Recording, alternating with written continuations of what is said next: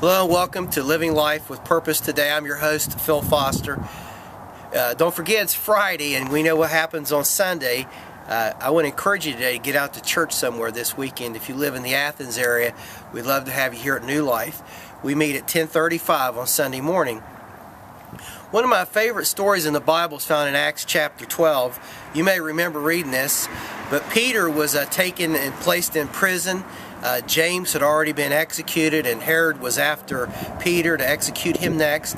Well, meanwhile, there's this great big prayer meeting back at John Mark's house, and they're praying and they're praying and they're praying, God, deliver Peter, release him out of prison so he won't be executed. Well, meanwhile, God sends an angel into the prison and releases Peter. Now, Peter was like you and I. He was walking out of that situation. He was thinking that he was probably having a dream. Well, finally, when he got outside the gate, he realized it wasn't no dream, that God had delivered him.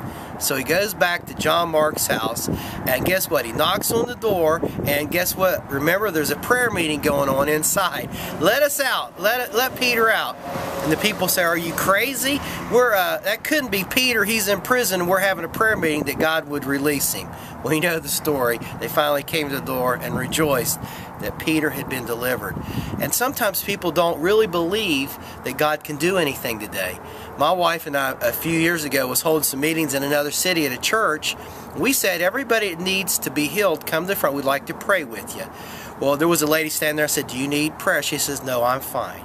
Well, we prayed for her friend, and lo and behold, God touched this dear lady of a leg condition, and she began to rejoice that God had touched her knee, and she was completely pain-free. Well, this lady pecked me on the shoulder. She said, well, would you mind to pray for me?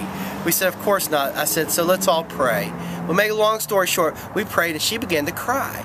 She said, 3 years ago I was in a car wreck, and for those 3 years I haven't been able to move my neck. But tonight, as soon as you prayed, all the pain left my neck, and now I can move it. And here's the catch to the story, because I'm about out of time.